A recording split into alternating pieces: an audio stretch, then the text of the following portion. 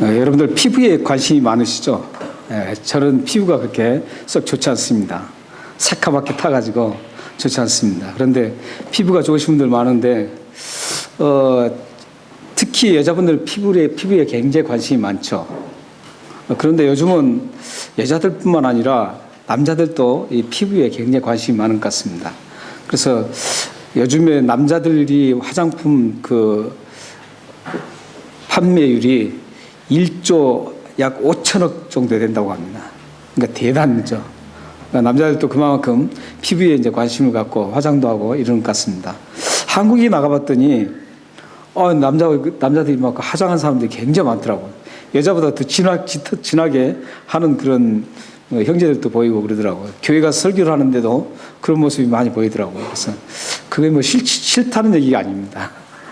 그래서 옛날과 좀 달라지는 것 같아요. 그래서 저는 익숙치 않아요.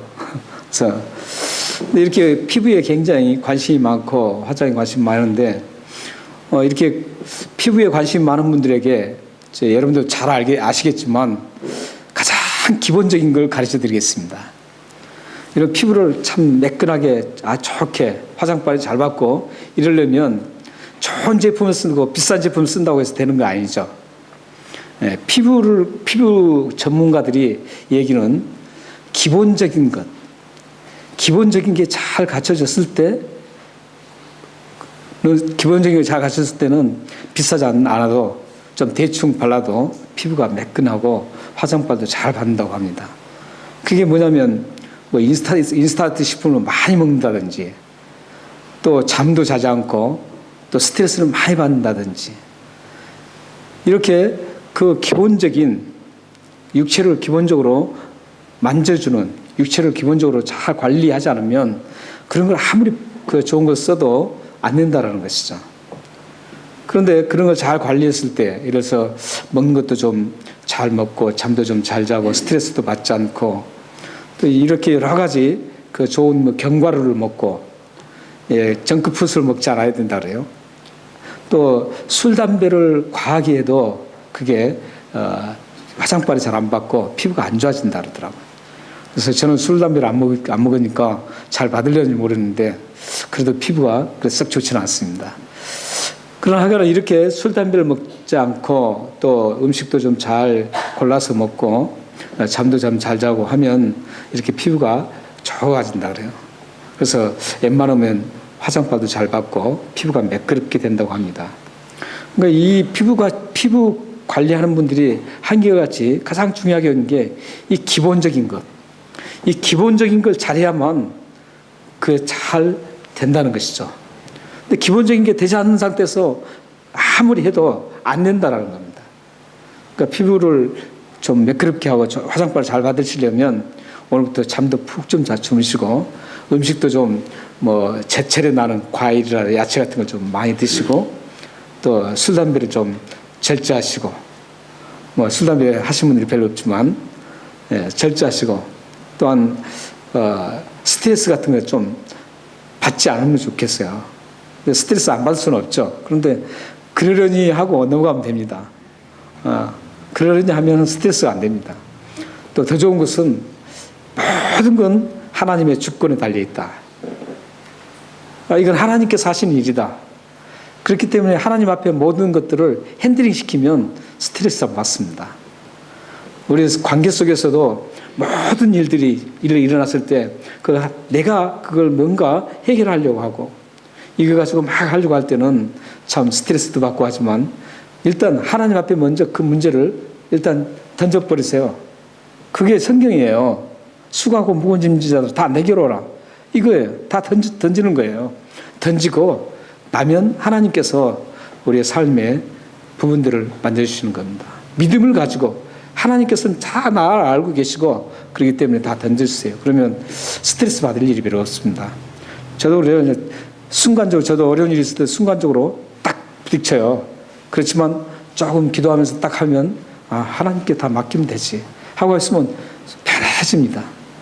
하나님 살아계시고 못할 것이 없는 하나님, 그분이 우리와 함께 계시는 우리 아버지신데 해서 맡기면 스트레스가 없습니다.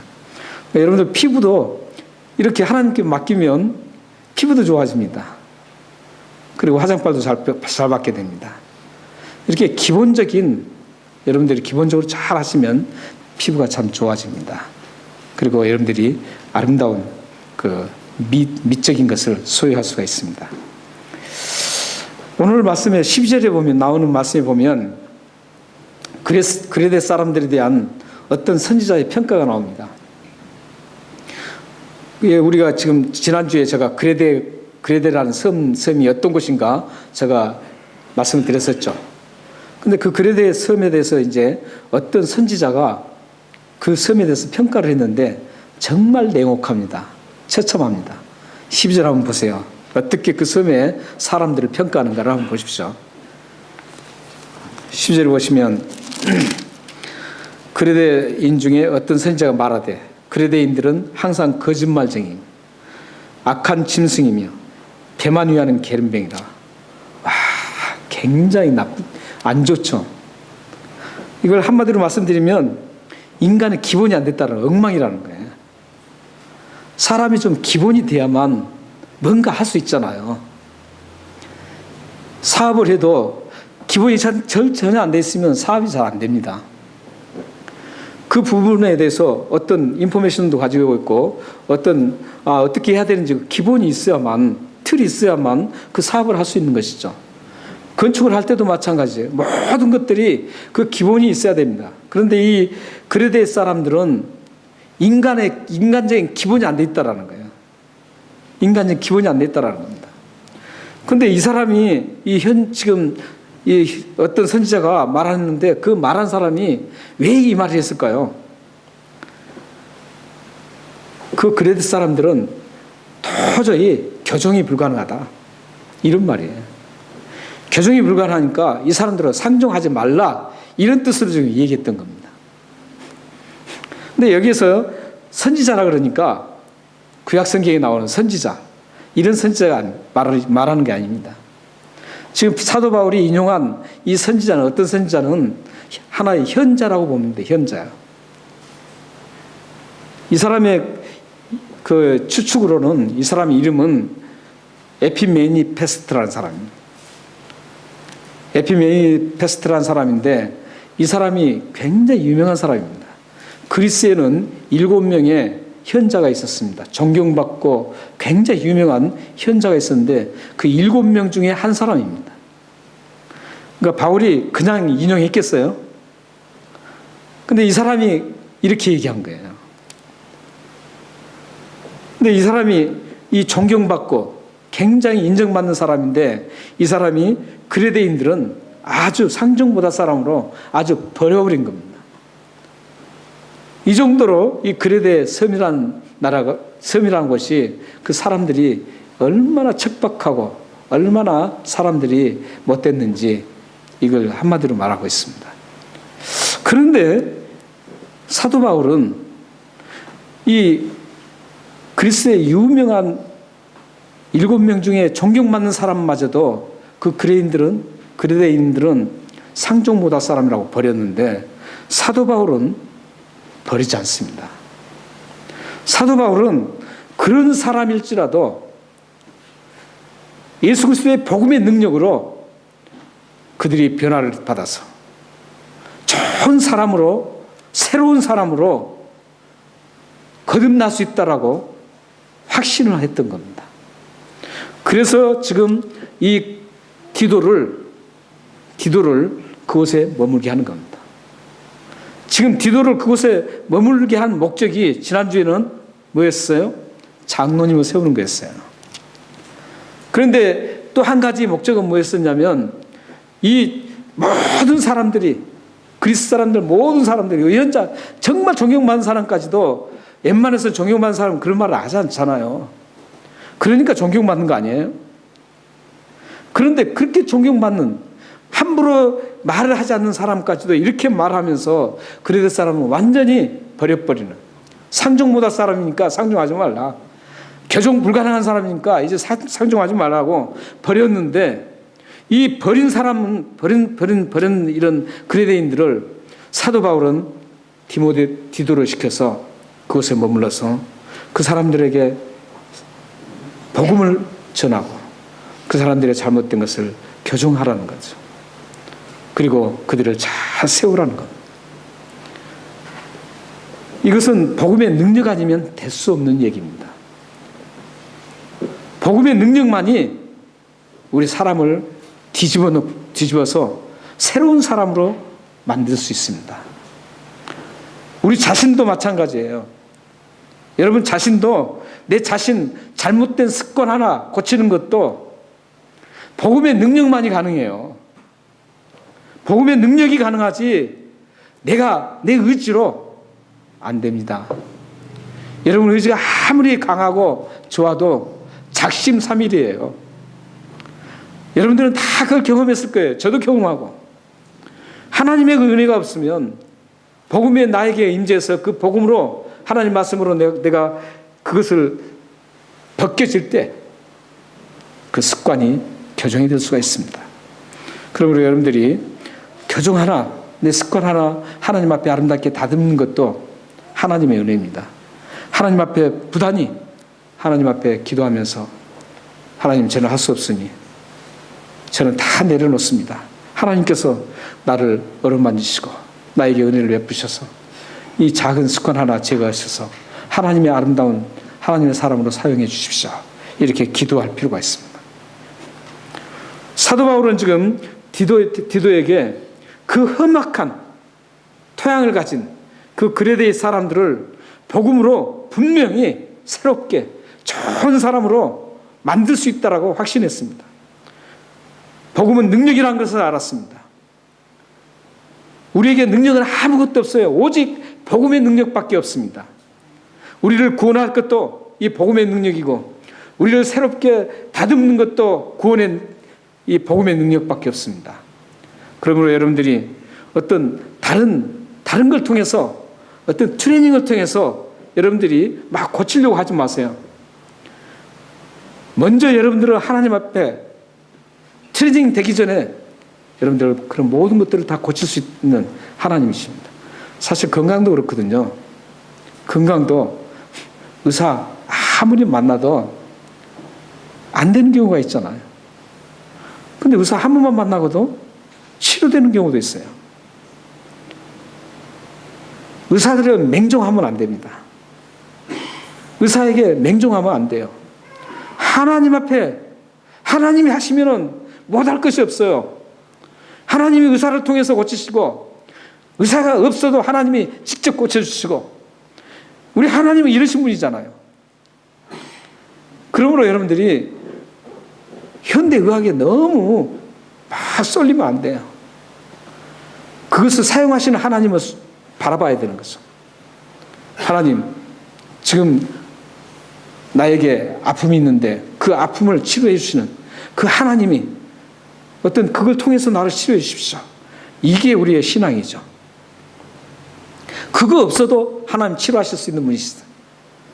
그렇기 때문에 우리의 아픔이라든지 우리의 영혼도 그렇고 영혼의 상처도 마찬가지고 모든 것들 습관도 마찬가지고 하나도 남김없이 우리 모든 걸 다 깨끗하게 내려놔야 돼요. 오직 한 분만 하나님 한 분만이 나의 모든 것 되신 분이라고 깨끗하게 모든 걸 다 내려놓을 줄 알아야 돼요. 여러분들이 뭐 복잡한 문제 있잖아요. 복잡한 문제 어떻게 하겠어요? 여러분들이 그걸 막 해결하려고 하잖아요. 근데 하나님은 버리고 하나님 뒷전으로 물러나 있고 먼저 막 그것만 바라보고 막 가는 분들이 있어요. 하나님을 먼저 붙잡으셔야 돼요. 하나님을 꼭 붙잡으세요. 다른 거 안 붙잡아도 하나님만 붙잡으면 된다고요. 그런 분이 하나님이시잖아요. 우리가 믿는 하나님은 그런 분이세요. 그냥 이것도 되고 저것도 되고 이런 붙잡는 게 아니에요. 벨리알을 섬기려면 벨리알 섬기고 그리스도를 섬기려면 그리스도 섬겨야 돼요. 우상을 섬기려면 우상을 섬기고 하나님을 섬기려면 하나님을 섬겨야 돼요. 확실하게 해야 되는 겁니다. 우리 신앙인들이 지금 그렇게 가지 않기 때문에 문제가 많이 발생되는 거예요. 세상 것도 내가 붙잡아야 되고 세상 방법도 좀 해봐야 되고 하나님의 방법은 성경에 다 있어요. 성경 속에서 그 해답을 찾고 하나님의 음성 속에 성경을 통해서 하나님의 음성을 듣고, 그래서 거기서 나의 모든 앞길을 등불 되시는 그 말씀 앞에서 내가 그 등불을 대신 발등상에 불이 되신 그 말씀을 따라서 나의 걸음이 걸어져야 되는 것이죠. 이렇게 지금 사도 바울은 복음의 능력이면 세상 사람들은 다 안 된다고 해도, 다 버려도 이 그레데인들은 확실하게 하나님의 사람들로, 분명히 좋은 사람들로 변화될 것이라고 확신을 했습니다. 혹시 여러분 주위에 저 사람은 틀렸다, 이런 생각 드는 사람이 있습니까?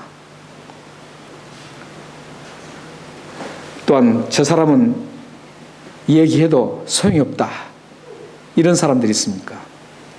저 사람 얼굴도 보기 싫다, 이런 사람이 있습니까? 바로 그 사람들이 여러분들이 하나님의 사람으로 변화시켜야 할 대상입니다. 그 사람이 하나님이 여러분에게 붙여주신 믿음의 사람으로 세워야 할 대상이라는 겁니다. 세상 사람들을 다 저 사람 안 됐다라고 해도 여러분들은 그렇게 하시면 안 됩니다. 우리 그리스도인들은 세상 사람들이 저 사람은 틀렸다, 모두가 다 그렇게 인정을 해도 아니다, 하나님은 저 사람을 아름답게 믿음의 사람으로 세워서 저런 나쁜 모든 것들을 다 제거하고 하나님의 사람으로 반듯하게 세워주실 것이라는 그 복음의 능력을 믿으셔야 됩니다. 그리고 그들에게 다가가서 복음을 증거하고 하나님을 소개하고 예수 그리스도를 소개해서 예수 믿는 사람으로 만들어 그들이 좋은 그리스도인으로 세움받을 수 있도록 여러분들이 그 역할을 감당해야 합니다. 우리 교회, 혹시 우리 교회는 그런 분들이 안 계시지만 교회에서도 그런 분들이 있을 수 있거든요. 아, 저 사람은 저 부분에서는 안 돼. 다는 아니더라도 다른 모든 걸 토탈적으로는 아니라도 한 파트 중에 아, 저 사람 저 부분은 안 되더라. 아, 저 사람은 저 부분에 대해서 고칠 수가 없어. 항상 대화를 해보면 저 사람은 항상 저래. 저 사람은 그 부분에 대해서는 손 놨어. 이런 건 우리 그리스도인 자세가 아니라는 것이죠. 부부관계도 마찬가지입니다. 부부관계에서도, 자녀관계에서도 아, 우리 자녀가 저 습관 잘못된 게 있는데 저것은 참 힘들어, 안 돼, 이게 아니라는 것이죠. 부부관계에서도 아, 내 배우자, 내 부인, 남편은 저 부분은 고쳐야 되는데 저것은 평생 가도 고칠 수 없어. 이건 그리스도인의 자세가 아니라는 거예요. 왜요? 그레데인들이 이 말이 지금 보통 말입니까? 그레데인들이 한번 보세요. 얼마나 험악한 말이에요. 거짓말쟁이인데 어떤 거짓말쟁이에요? 항상 always 항상 거짓말한다는 거예요. 입만 뻥끗하면 거짓말한다는 뜻이죠, 이게. 그리고 짐승인데 짐승이라고만 해도 얼마나 사람을 짐승이라고 하면 얼마나 기분 나쁩니까? 개라 그러면 얼마나 나빠요. 욕 들어가는 개자 들어가는 거 있잖아요. 그 말 들으면 얼마나 기분 나쁩니까? 그런데 여기 보세요. 악한 짐승이라는 거예요. 악한 짐승이라고 그렇게 막 표현을 하고 있어요. 그걸 배만 위하는 게으름뱅이라고 그래요. 그냥 게으름뱅이가 아니에요. 이 배만 위하는 것은 탐욕을 가득 가진 사람이라는 거예요. 아주 욕심쟁이라는 거예요. 그러면서 일을 하지 않고 욕심쟁이들은 어떤 특징이 있어요? 누구 걸 다 뺏으려고 하는 특징이 있죠. 탐욕스러운 사람들이죠. 이 얘기는 지금 엄청나게 치욕적인 얘기예요. 그런데 사도 바울은 이런 사람들도 복음 안에서 고칠 수 있다라는 거예요. 여러분들 그 배우자가 이 정도 평가가 됩니까? 혹시 내 남편은 항상 거짓말쟁이야. 내 남편은 악한 짐승 같아. 내 남편은 배만 위하는 게으름뱅이다. 탐욕적인 사람이다. 이런 남편, 이런 부인 있습니까? 혹시 있어도 염려하지 마세요. 복음 안에서는, 예수 그리스도의 복음 안에서는 모든 사람을 새롭게 만들 수가 있습니다. 이전 것은 지나갔으니 보라 새 것이 되었더라고 선포할 수 있는 사람으로 하나님께서는 분명히 복음으로 바꿀 수 있고 변화시킬 수 있는 게 이 복음이라는 겁니다. 이걸 믿으셔야 돼요. 구원 못 받은 사람을 복음으로 구원받아서 천국 가게 만들잖아요. 이거 뭐 가지고 가능해요? 아무것도 없어요. 가능할까 없어요. 아무것도 없어요. 어떤 아무리 좋은 말을 해도 안 돼요. 그러나 이 복음 안에서는 복음의 능력, 이 복음의 능력은 그걸 가능하게 한다는 겁니다. 복음의 가장 기초적인 복음이 뭡니까? 예수 그리스도가 우리 죄를 위해서 십자가에 죽으셨다. 예수님이 우리 죄를 위해서 십자가에 죽으셨어요. 그래서 그것을 믿으면 우리 죄가 다 도말되는 거예요. 용서되는 거예요. 이 사실 그 자체가 얼마나 능력이에요. 대단한 능력입니다. 그 십자가에 죽으시고 나서 3일 만에 다시 살아나셔요. 이 세상에 다시 살아난 사람이 어디 있어요? 그런 능력 있는 사람이 어디 있었냐고? 없어요. 오직 능력이신 예수님만이 3일 만에 다시 죽은 자 가운데 살아나신 거예요. 엄청난 능력이지 않습니까 이게? 그런데 여러분들에게 자녀들 습관, 여러분들의 배우자의 습관 하나 이 복음의 능력이 못 고치겠어요? 고칠 수 있습니다. 여러분 자신의 습관도, 여러분 자신의 못된 그런 버릇, 못된 그런 다듬어야 될 부분들, 이런 모든 것들은 이 복음 안에서 다 고쳐주고 변화시킬 수 있다는 겁니다. 그래서 이렇게 엄청난 이 그레데인들, 이런 사람을 사도 바울은 변화시킬 수 있다고 생각했습니다. 변화시켜서 아름답게 세울 수 있다고 생각했습니다. 아름답게 세울 수 있다고 생각했어요. 그런데 문제가 있어요. 거기에 그레데 그 교회에 이제 사도 바울이 먼저 그곳에 가서 복음을 전하고 그 다음에 다시 방문해서 4차 전도 여행에 다시 지나는 거예요. 지나다가 디도로에다 떨어뜨리는 겁니다. 그러니까 바울이 먼저 복음을 다 전했어요. 전했는데 그때 당시에는 바울은 우리처럼 성경을 촘촘하게 이렇게 가르치지 못합니다. 왜냐하면 지금 복음이 아무것도 증거 안 됐기 때문에 계속 가면서 기본적인 예수 그리스도의 복음을 전하는 겁니다. 먼저 구원이 우선이기 때문에, 구원받는 예수 그리스도의 죽으심과 3일 만에 다시 살아나심, 다시 이 세상의 심판으로 오시겠다는 그 모든 것들을 다 전해요. 그거 기본적인 걸 전하고 그냥 지나가는 겁니다. 지나가요. 그래서 다시 한번 또 가고 싶은 교회들이 굉장히 많아요. 이 사도 바울이 썼던 이 13권의 그 서신서들 쭉 보면요. 모든 교회에 다시 가서 더 이제 다른 깊이 있는 또 말씀을 전하고 싶은 욕망이 엄청나요. 갈망이 굉장히 있는데도 못 갈 때가 많아요. 왜냐하면 갈 데가 많으니까. 그래서 그렇게 전했어요. 기본적인 복음을 전했는데 이 토양이 어떤 토양이었어요? 아주 안 좋은 토양이었어요. 토양이었기 때문에 예수 그리스도의 복음을 받아들였어요. 받아들인 다음에 성장 단계로 나가야 되는데 그 성장 단계까지는 사도 바울이 복음을 전하지 못하고 그냥 떠나는 거예요. 오직 하나님께서 하시도록 기도만 하면서 떠나는 겁니다. 그런데 그곳에 보니까 이제 그 교회, 그레데 섬에 있는 그 교회 안에 이 두 가지의 아주 좋지 못한 거짓 교사들이라고 합니다. 거짓 교사들이 들어왔습니다. 들어와서 그 교회에 토양이 기본이 안 좋은 그 사람들에게 그 또 다른 이제 예수를 막 믿었는데 다른 것들을 막 잘못된 교리들을 정하니까 흔들리기 시작합니다. 이게 이제 토양 문제예요. 흔들리기 시작해요. 흔들리기 시작한 그 모습을 보고 이제 디도를 그곳에 남겨두고 그들을 믿음으로 잘 세우도록 하는 겁니다. 그래서 디도를 그곳에 남겨둔 이유를 13절, 14절에서 말씀하고 있는 겁니다. 14절, 14절 한번 보십시오.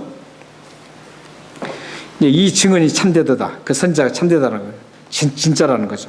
그러므로 내가 그들을 엄히 꾸짖으라. 이제 도구로 꾸짖으라는 것으로 생각합니다. 이는 그들로 하여금 믿음을 온전하게 하고 유대인의 허탄한 얘기하고 진리를 배반하는 사람들의 명령을 따르지 않게 하랍니다.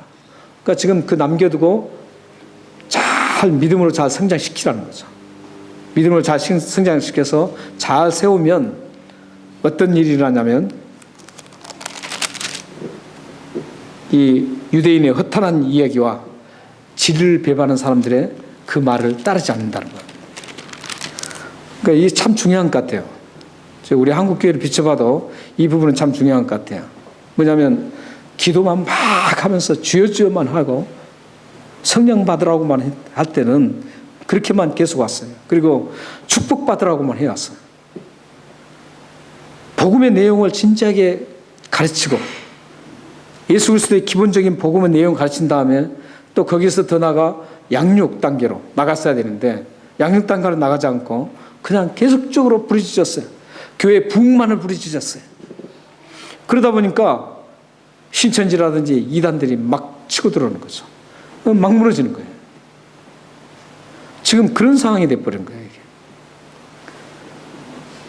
지금 우리 한국교회 얼마나 많이 무너졌어요. 엄청나게 무너졌지 않습니까? 그리고 한국처럼 이단이 많이 발생한 나라가 없습니다. 예전에도 제가 한번 말씀드렸던가 모르지만 이 전체적으로 세계적으로 뭐 여호와 증인이라든지 또 몰몬교라든지 또 여러 가지 이제 이단들이 좀 막 있죠. 헤레스들이 있는데 그 모든 이단들은 뿌리를 보면 오늘 본문 속에 있는 그 뿌리를 가지고 있어요. 어떤 뿌리를 가지고 있냐면 오늘 본문에는 두 가지 잘못된 이단이 나와요. 하나는 유대인들의 허탄한 얘기. 이것은 뭐냐면 유대인들은 예수를 디오스포라로 해가지고 그레데셈에 온 유대인들이에요. 유대인들이 예수를 이제 바울이 전하는 예수를 듣고 아 그래 그렇구나 그렇구나 이렇게 구원이 그렇게 이루어질 수 있겠구나 이렇게 생각했어요. 해서 교회를 들어왔어요. 들어왔는데 이들이 진정으로 예수를 믿지 않고 그들이 어떻게 했냐면 그걸 들어와가지고 할례를 또 받아야 된다 이거예요. 할례를 또 행해야만 구원이 완성된다고 전했어요. 그러니까 이 사람들은 예수 그리스도에게 십자가의 죽으심을 통해서 완벽한 구원이 이루어지는데 이들은 예수 그리스도의 구원의 완벽함이 허물어 버린 거죠. 예수 그리스도에게 십자가에 죽으시고 죄 용서한 그것 가지고는 안 된다는 거죠. 예수 그리스도가 십자가에 죽으시고 우리 죄를 위해서 죽으시고 모두 그 십자가를 믿으면 죄를 용서받는 게 완벽하게 용서받는데 그렇지 않다는 거죠. 할례를 받아야 된다는 겁니다. 그게 지금 유대인들의 허탄한 얘기입니다. 그리고 진리를 배반한 그 이단은 영지주의입니다. 노시즘이라고 그러죠. 성경의 초대교회 때 이 두 가지 이단 때문에 초대교회가 얼마나 힘들고 괴로웠는지 몰라요. 그 초대교회가 어지러운 이유가 이 두 가지 이단 때문이에요. 이 영지주의는 어떤 주의냐면 제가 말씀 옛날에도 많이 드렸죠. 육체는 악해요. 영은 굉장히 선해요. 그래서 예수님은 이 육체로 이 세상에 오실 수 없다라는 거죠. 왜냐하면 육체는 악하기 때문에 예수님이 육체로 오신 그 자체는 아니라는 거예요. 예수님은 오시려면 영적으로 오셔야 된다는 거죠. 그렇기 때문에 예수 그리스도를 부인하는 거예요. 그래서 초대교회 때부터 이 두 이단들 뿌리가 그래요. 그런데 이 영지주의는 아주 신비스러운 거예요. 금욕주의이고 왜냐하면 영적인 것만 생각하니까 굉장히 신비스러운 거예요. 그래서 요즘에 신비주의들이 다 거기서 나오는 거예요. 신사도라든지 그 뿌리들이 다 그 뿌리들이 이 영지주의에서 파생된 것들입니다. 그런 이단들이 한국의 이단 그 모든 이단들이 이 영지주의에서 파생됩니다. 그 율법주의는 도덕주의, 예를 들어서 이 이교하고 비슷합니다. 모럴리즘 같은 게, 유교라든지 이런 거하고 흡사합니다. 그래서 이 두 이단들 때문에 엄청 교회가 혼란스럽고 힘듭니다. 이런 유대주의자들과 영지주의자들을 15절에서는 어떻게 얘기합니까? 15절에 보면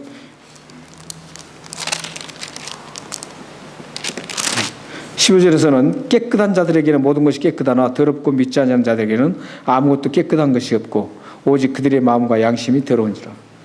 이 두 이단에서는 더럽다는 거예요. 예수 그리스도의 보혈로 죄를 씻음받지 못한 상태라는 겁니다. 그리고 15절에서는 이렇게 얘기합니다. 하나님을 시인하나. 근데 시인하다는 것은 좀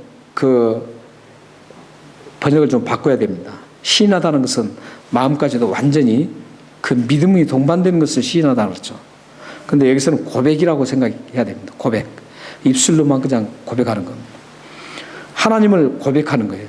하나님 입술로만 고백하나 행위로는 부인하니 가증한 자요, 복종하지 않은 자요, 모든 선한 일을 버리는 자다.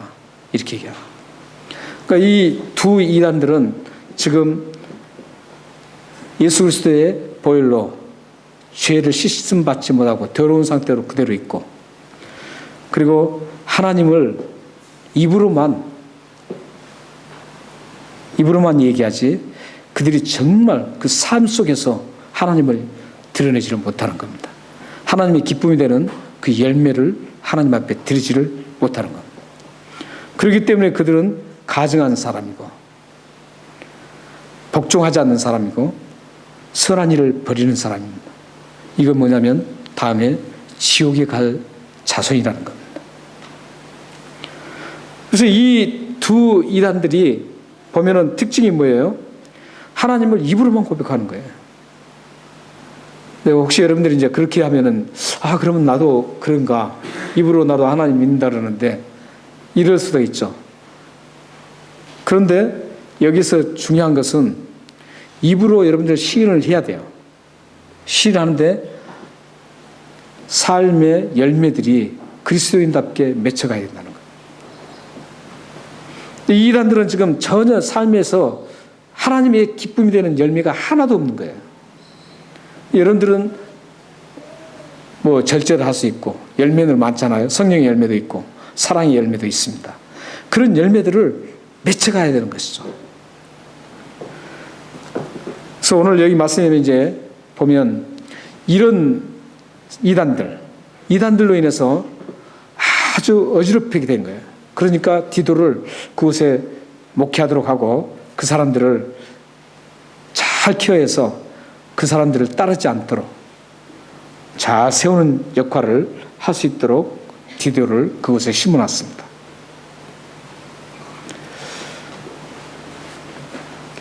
교회가 해야 할 일이 바로 이런 일들입니다. 사실 우리 교회들이, 우리 북배변장로교도 그렇고 우리 한국교회, 모든 시드니 교회들이 해야 할 일이 뭡니까? 해야 할 일이 이단들에게 넘어가지 않도록 잘 케어를 해야 하는 겁니다. 하나님 말씀으로 잘 케어해 나가야 됩니다. 우리 북배변장로 성도들은 이제 이 얘기를 제가 이제 개인적으로 이렇게 하면은 어느 정도 알 수 있잖아요. 여러분 자신은 모를 수 있지만 얘기를 해보면 알 수 있습니다. 알 수 있는데 깜짝 놀랄 때가 많아요. 이래서 저분은 잘 모를 것 같았었는데 딱 알고 있어요. 이것은 이단들이 하는 얘기 아니냐? 이단들이 이렇게 하잖아요. 이렇게 얘기하는 분들이 참 많습니다. 저는 그럴 때마다 참 감사해요. 감사해요. 사실 주여 막 하기만 하면요 모릅니다. 기도만 열심히 하자고 하는 교회들은요 이단이 어떤 특성을 가지고 있고 그들이 말하는 게 뭐가 잘못된지 잘 모릅니다. 그러나 말씀으로 가는 교회들은 성도들은 딱딱 파악을 합니다. 지금 사도 바울이 디도에게 그 역할을 지금 하라는 거죠. 아무리 그 영지주의, 유대주의가 허탄한 말을 하고 진리를 버린 사람들이 와서 막 유혹을 해도 넘어가지 않도록 잘 세우라는 거예요. 뭘로요? 말씀으로. 그 역할을 지금 이 디모데가 하는 겁니다. 그래서 지금 우리 교회들도 이 역할을 하는 게 교회예요. 예를 든다면 그래요. 그 유명한 강사가 말이죠. 막 엄청나게 유명해요. 우리 한국에서 막 탑이었었어요. 그 강사 교회가 신천지가 들어가가지고 말이죠. 3분의 2가 교인이 나가버렸어요. 유명한 사람이에요. 아주. 우리 교회도 집회 오겠다고 하는데 내가 거절한 분이에요. 그게 뭐예요, 그게? 그렇게 막 다니면서 얼마나 집회를 크게 하고 막 인기가 하여간 강사 중에 최고 1위급 탑까지 갔어요. 그런 분들이 막 다니면서 막 하면 막 상도들이 막 난리가 나요. 시드니도 2번이나 왔어요. 어느 교회 와가지고 거기서 막 그냥 막 했어요. 그러니까 막 전 시드니 막 그 교회 성도들이 막 그거 와서 그 교회 큰 교회인데 앉을 자리가 없었어요. 여기 바퀴까지 막 있었다 그래요. 그런데도 불구하고 그 교회는 신천지가 들어가가지고 말이죠. 3분의 2가 교회는 다 디스트로이 돼버렸어요. 지금 한국 교회가 말이죠. 지금 붙어있는 이유 중에 어떤 이유가 있냐면 서로 끈끈한 인맥 관계 때문에 붙어있는 사람들이 많아요. 정말 그 교회가 복음이 살아있어서 그 복음 때문에 붙어있는 게 아니라 인맥 관계, 저 사람이 나에게 큰 도움을 줬으니까 떠날 수 없는 그런 것들, 그리고 저 사람과 나 관계가 참 좋으니까 떠날 수가 없다. 이거의 교회인이 아니에요. 그건 교회가 아니라고요. 교회가 할 일은 교회를 크게 짓고 인맥 관계를 형성하는 게 아니에요. 정말 그들이 진리의 말씀으로 바로 서서 어떤 이단 사상이 와도 그것을 알고 그걸 배척해 나가고 그걸 이겨나가는 그런 일들을 해야 하는 것이 이 교회예요. 교회가 달콤한 노래로 말이죠. 막 흥분돼가지고 말이죠. 자기 감정에 막 도취시켜가지고 흥얼거리게 하는 것이 아니라 하나님 앞에 경건하게 서서 하나님을 바라보고 자기 자신의 죄악을 통회하는 그런 일을 위해서 교회가 해야 되는 거예요.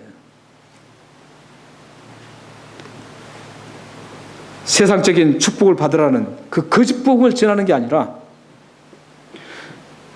나를 구원하신 그 예수 그리스도를 위해서라면 나의 모든 걸 다 버릴 수 있는 그런 강력한 그리스도인을 만드는 게 교회예요.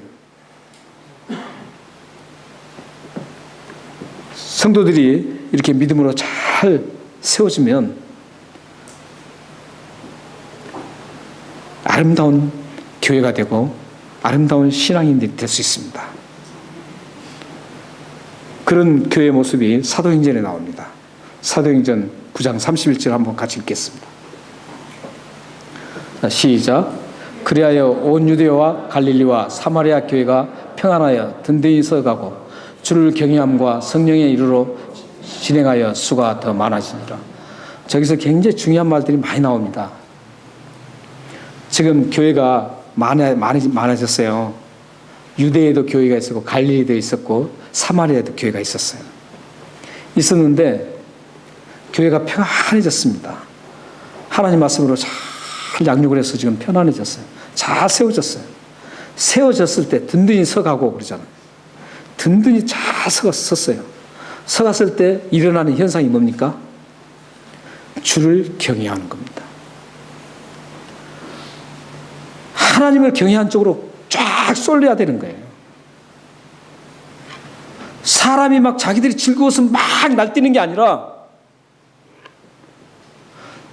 찬송을 해도 그 찬송이 하나님을 향해서 그걸 쫙 가야 되는 거예요. 하나님께로 모든 것이 쏠려야 되는 겁니다. 하나님을 경외하고 말이죠. 그게 고스란히 교회에 떠나서 삶에 왔을 때 삶 속에서도 하나님을 생각하고 하나님의 백성답게 사는 그 하나님을 경외하는 모습이 그대로 보여져야 된다는 거죠. 그리고 어떻게 해요? 성령의 이로가 있는 겁니다. 성령의 이로가 진행되는 거죠. 여러분들이 정말 그런 건 느껴보셔야 돼요. 힘들었을 때 하나님 말씀으로 다 해결이 됐을 때, 하나님 말씀으로 해결된 이후에 성령의 은혜가, 위로가 얼마나 강하게 밀려오는지 모릅니다. 이 성령님께서 나에게 어려운 일이 있을 때, 어려운 일을 좀 겪으시잖아요.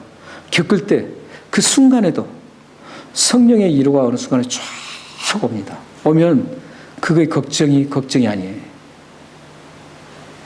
두려움이 없어집니다. 걱정이 없어집니다. 이런 성령의 위로를 우리 교회가 함께 공유하고 나갈 수 있어야 되는 것이죠. 교회가 든든히 서간다는 것은 성령의 위로가 서로가 공유되는 것들이에요. 우리 부패회장도 성도들이 모두가 이런 공유가 좀 있었으면 좋겠습니다. 그래서 수가 더해지는 것이죠. 여기서 보면 수가 먼저가 아닙니다. 수가 먼저가 아니라, 그러니까 하나님을 경외한 것도 없고 성령의 위로가 없는 상태에서 수가 있는 것은 다 허상입니다. 사랑하는 여러분, 우리 부패 해변 장로교회가 믿음으로 굳게 세워져서 이런 아름다운 교회가 되었으면 좋겠습니다. 교회에 속한 여러분 모두도 하나님 말씀으로 아름답게 다듬어지고 세워져서 입으로만 하나님을 고백하는 그런 껍질 신앙인이 아니라 하나님을 기쁘시게 하는 열매를 가득하게 들여서 하나님의 기쁨이 되는 그런 신실한 믿음의 거장들이 되시길 바랍니다. 여러분의 자녀와 가정들이 믿음으로 아름답게 세워져서 하나님의 이름을 온 땅에 드러내는 축복의 발걸음 되시기를 주님으로 축원합니다. 기도하겠습니다.